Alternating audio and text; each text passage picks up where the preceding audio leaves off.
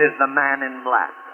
I'm very happy to step over from the soundstage of Suspense to stand in for my fellow scare master of ceremonies, Peter Lorre.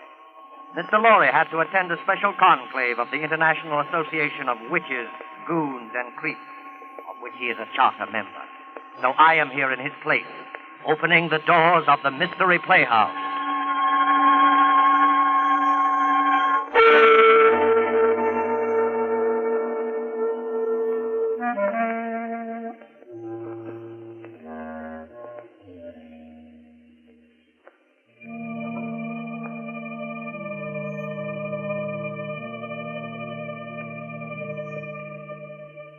Tonight, the Mystery Playhouse has been fortunate enough to secure the services of that light-hearted raconteur of murder, horror, and the supernatural, the laughing boy of the inner sanctum, Raymond. Raymond's been telling about the horrible things that happen to other people for a long time now, and getting a huge bang out of it. But tonight the tables are turned, and he finds himself on the receiving end, which seems like poetic justice indeed. I think it might prove interesting to find out how Raymond's much vaunted sense of humor survives the acid test. So follow me to the home of the squeaking door, little house of 1,000 horrors, the inner sanctum.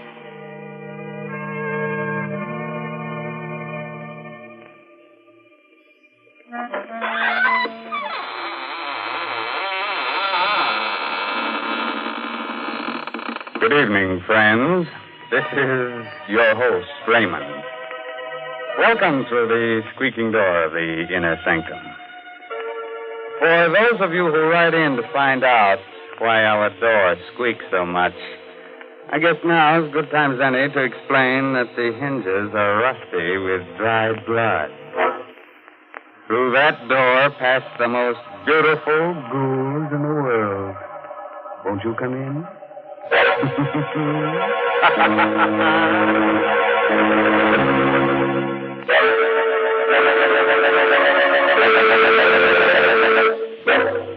Well, friends, are you ready? Good. Now remember, if you must scream, do it with your mouth closed, so you won't annoy the rest of your family.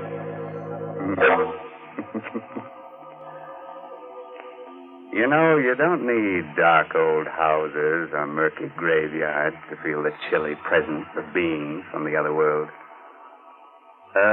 Last week, just after I completed my broadcast, I was called to the telephone. And I picked up the receiver. I heard... Hello, is that you, Raymond? Yes. Are you going to be at home tonight? Yes, why do you ask? Because I'm going to drop by. Something I want to ask you about. Try to be alone. Who are you? Don't you remember me? Well, the voice is familiar, but I can't quite place it. I'm Gideon Blake. I'll see you later, Ray. Goodbye. Now, there's nothing unusual about a call like that, except one thing. 10 years ago, my friend Gideon Blake was killed.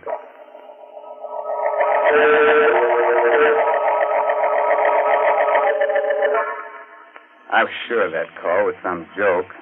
I remember laughing about it as I sat down in my living room with a sandwich and a glass of milk. But later that night, I must have dozed off. I remember being awakened by the tower clock chiming. It was midnight. Somewhere a cat howled against the moaning wind that had sprung up. Strange chills and a shudder through my body. The front door must have blown open. I went to see. Standing there was Gideon Blake. Good evening, Raymond. Blake. You shouldn't be so surprised. I told you I was coming. Yes? You've changed so. It's been a long time. More than 10 years, I believe. But I don't understand. You were burned to death. How on earth did you come back? There are many things which you will never understand while you're alive and on this earth. Why'd you come here? To give you this piece of paper. Huh? What's on it? The names of 4 persons. They're alive now. In a short time, they will all be dead. I looked at him carefully as he talked. He looked hideous, ugly, with horrible burns on his face. The man had the look, touched the very smell of death. Good night. Raymond. I looked at the slip of paper my friend Gideon had given me. There were 4 names. Stella Marlowe, Robert Lane, Amelia Cardway, Raymond Edward Johnson. The first 3 names I didn't know. The last was very familiar to me. It was my own name.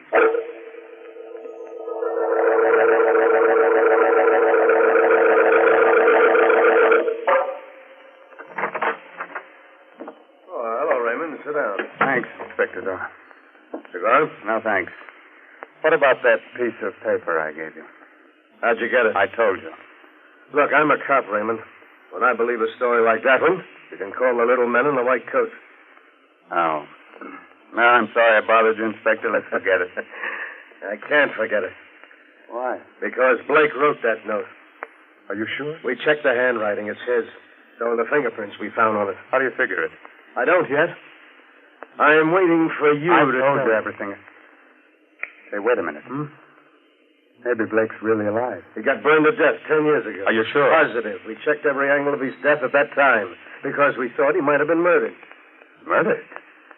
I never heard about that. Oh, Blake was with the department, you remember, working on a homicide case.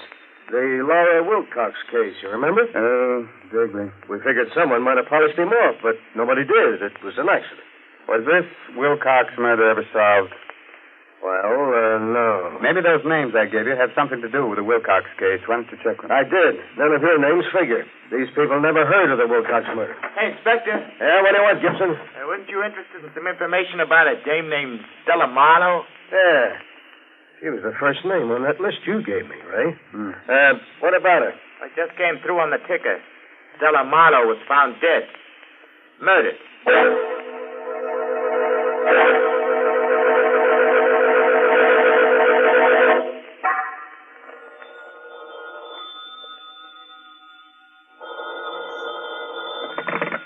Hello? That you, Ray? Mm-hmm. This is Inspector Doyle. We're trying to get you all day. Oh, I just got in. I've been down to the police library setting the file on the Wilcox case. All right, forget about that. Now listen, I want you to lock your door and all the windows. I'm sending down a red-headed cop to guard you. What? Don't let any dark-haired guy into your house, even if he's your own best friend. What's this all about? We're dealing with a homicidal maniac. The body of Stella Marlowe was dismembered. Remember? Tell my man to call me at headquarters when he arrives. Goodbye. Goodbye. Just after I hung up the phone, I noticed a little black box on the living room table. How it got there, I don't know, because my house was locked all day. I undid the black ribbon, opened it. What I saw inside fascinated and horrified me. It was a human hand. Suddenly a thought clicked in my mind. I recognized something on the hand.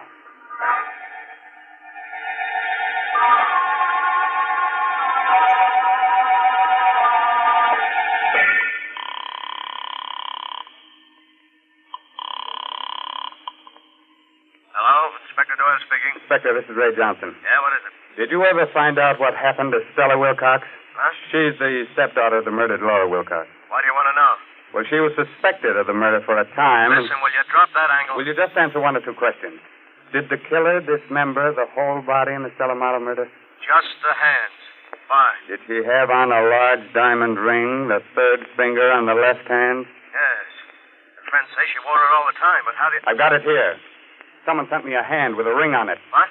And get this, there's a name engraved inside the ring. The name is Laura Wilcox. What? There's a scar on the thumb. There was a scar on the left thumb of Stella Wilcox's print in your file. I took a fingerprint. The prints on the hand and the fingerprints of Stella Wilcox are identical. Are you sure? Yes. Stella Marlowe and Stella Wilcox are the same person. Did you find anything else there? Yes. Black hair on the fingernails. I'm coming down to your place as fast as I can get there. Goodbye. Goodbye. The front door slammed a second after I hung up. I turned around. Coming toward me was a man with jet black hair.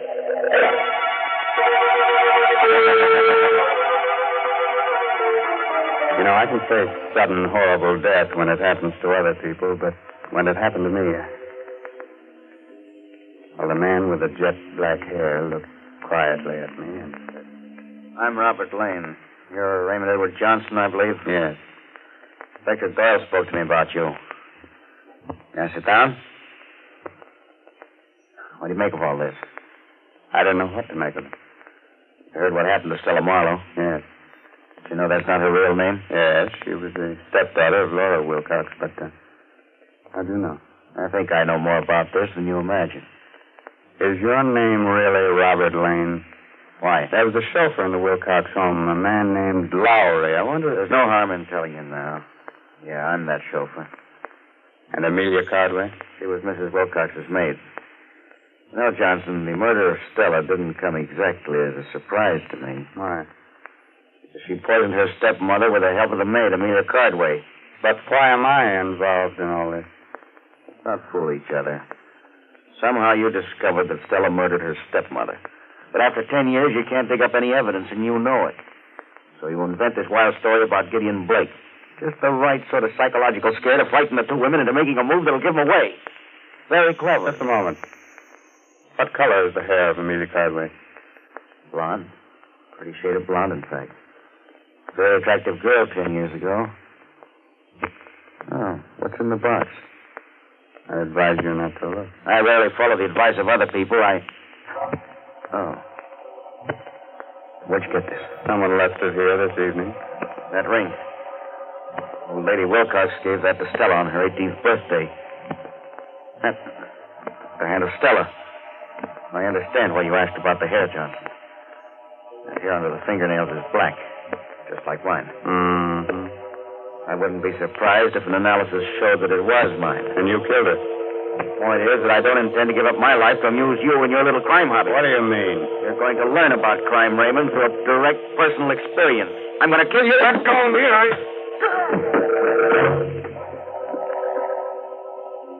He was a powerful man. His blow dazed me. I struck my head against the furniture. I lay down on the floor dazed. Like a slow-motion picture, I saw Lane approach and lean over me. A long knife in his hand. You didn't expect to stir up this hornet's nest, did you? Crime and murder is very amusing, isn't it? Well, you'll find out just how funny it is. His arm raised his arm. I was powerless. He was driving the knife down. Suddenly... Let go. Grab my hand. I did. Gideon Blake. Yes. I heard him scream. Somewhere the door slammed, and I blacked out.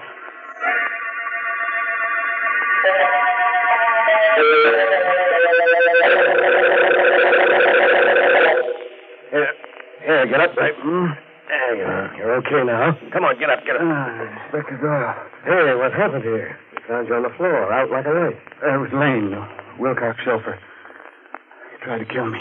Lane? Lane's dead. There's the body. Huh?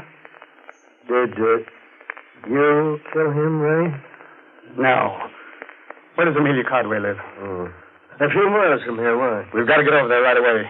She killed the old lady, and she might have killed Stella, too.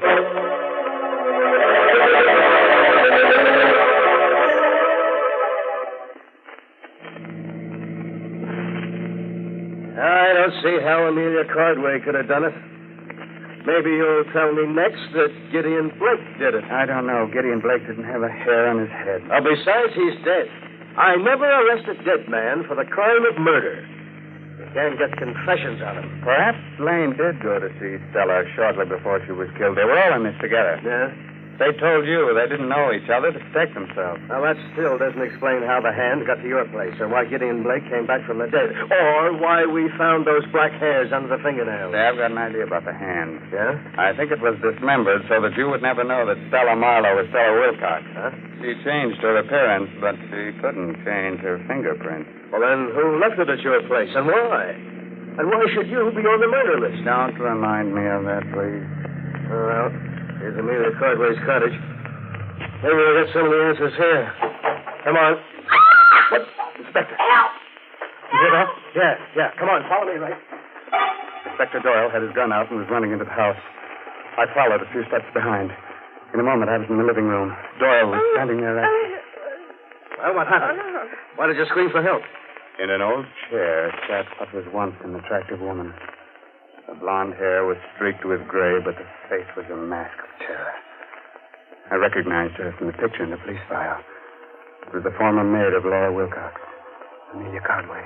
Yes, Mrs. Wilcox. In just a minute. Come in, Mrs. Wilcox. What's the matter with her? Yeah, she's cracked or delirious. Just keeps sitting there like that, mumbling. You can't live with secrets. Someone will find out. I'm glad they found out. Now she'll never come to see me again, never. Yeah, well, who came to see you? Mrs. Wilcox. I didn't want to give her that medicine. I knew it was poison, but Stella made me. She made me.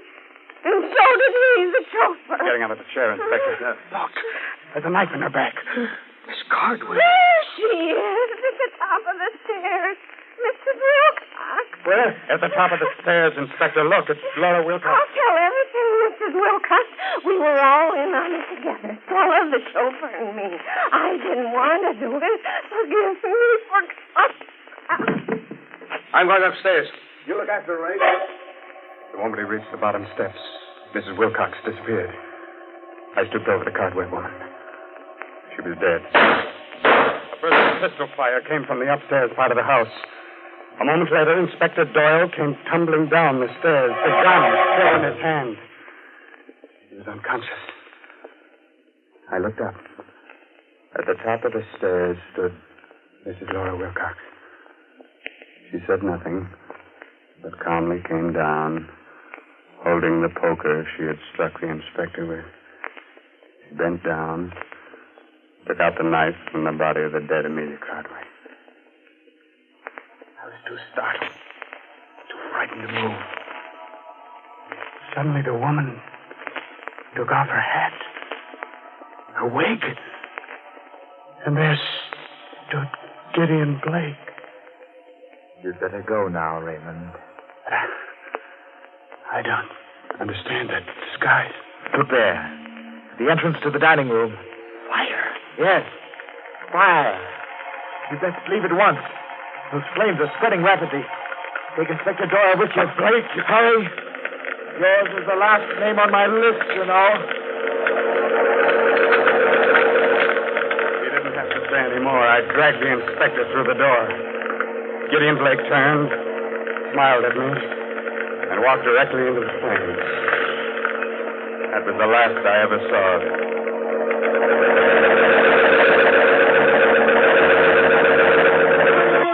I found the missing pieces of the jigsaw puzzle. Mm-hmm. Laura Wilcox was a twin sister of Gideon Blake. We dug up the birth records. Mm-hmm. So that's why she looked so familiar. And that's why he murdered the three people. Because they killed his sister. He faked his own death in order to carry out justice himself. Yes, but that still doesn't explain why I was brought into it. Heaven forbid. That's simple. He wanted us to know what was going on so that we didn't hold some innocent person. Mm-hmm. Just one more question. Yeah, go ahead. How did Blake fake his own death 10 years ago? Now, we don't know exactly, but he must have done it. Did you find his body in the ashes of Amelia Cardwell's cottage? Well, I guess they're there, but, it's impossible to identify them positively. Yeah, that leaves one other explanation. What's that? That Gideon Blake actually died 10 years ago.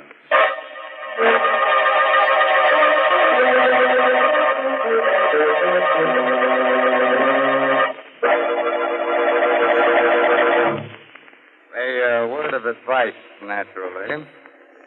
When you get killed, don't let your murderer slice your hands off. Because then you can never put the finger on it.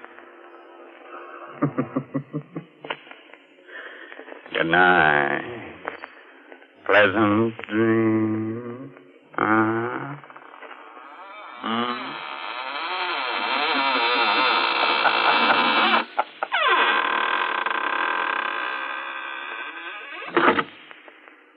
You have been listening to an Inner Sanctum mystery starring Raymond Edward Johnston. Tonight's presentation in the Mystery Playhouse. At this point in our program, Peter Lorre tells me we usually go to the green room for a preview performance of our next Mystery Playhouse attraction.